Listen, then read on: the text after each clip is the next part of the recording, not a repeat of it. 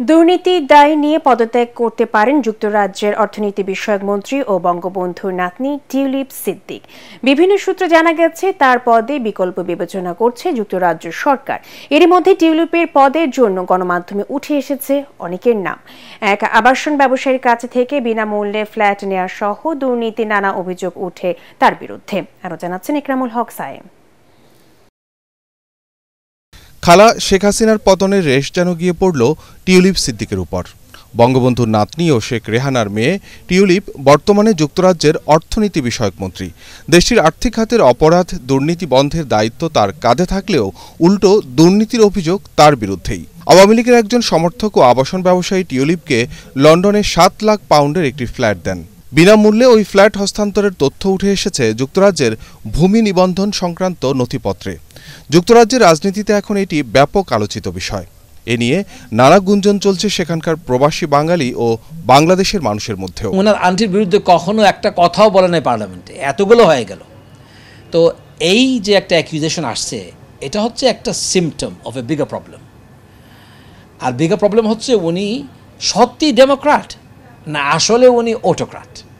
এই আইডেন্টিটা আমরা আইডেন্টিফাই করার জন্যে ইউকে মিডিয়া উঠে পড়ে লাগছে এবং ইনভেস্টিগেশন শুরু হয়ে গিয়েছে। আরমান নামে একটা ভাই এখানে অনেক দিন গুম ছিলেন, নতুন করে রিসেন্টলি বাইর হয়ে আসছে। আরমানের লোকাল কনস্টিটিউয়েন্ট ছিল টিউলিপ এমপি। তো তার ফ্যামিলি টিউলিপের কাছে গিয়ে বলল যে আপনি আমাদের পক্ষ হয়ে বাংলাদেশের প্রাইম মিনিস্টার হাসিনাকে একটা চিঠি লেখেন। সে তখন রিজেক্ট করে। অথচ সেই সেম টিউলিপ নাজনীন নামে একটা ইরানিয়ান মহিলাকে তারা ইরানে জেলের মধ্যে রেখে দিয়েছিল কয়েক বছর, 5 থেকে 6 বছর। উনি ইরান পর্যন্ত গিয়ে তার জন্য লবি করে আসছে, কিন্তু আরমানের জন্য উনি কিছু করতে পারেনি। এই যে কাজগুলা এটার মাধ্যমে একটা জিনিস প্রমাণিত হচ্ছে, ওটা হলো যে উনি কিছু একটা হাইড করার চেষ্টা করতেছে, কাভার আপ দিচ্ছে ওনার আন্টির জন্যে। কোটি কোটি মানুষের ভালোবাসায় ফ্রিজ, টিভি এবং এসিতে দেশের 1 নম্বর ব্র্যান্ড ওয়ালটন।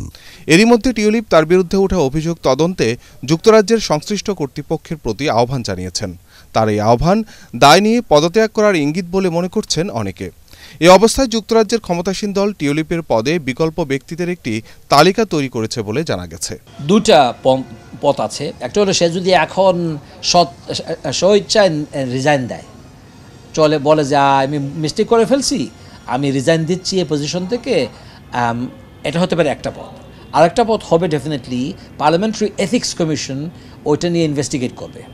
তারা যদি ইনভেস্টিগেশন করে পায় যে আসলেও সে করাপশনের মধ্যে জড়িত ছিল, আসলেও সে যে বাসাগুলো পাইছে ওটা আওয়ামী লীগের মেম্বারদের সাথে বাংলাদেশের গভর্নমেন্টের লিঙ্কের কারণে পাইছে, আর ওইটা সে ডিক্লেয়ার করুক আর না করুক ওইটা থেকে সে বেনিফিট হয়েছে, ওইটা হইলে ওইটা হচ্ছে ক্রিমিনাল অফেন্স।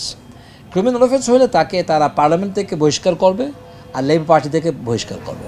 এদিকে বাংলাদেশ ব্যাংকের আর্থিক গোয়েন্দা বিভাগ, Bangladesh financial intelligence unit Tulip ও তার পরিবারের 7 সদস্যের ব্যাংক হিসাবে তথ্য তলব করেছে।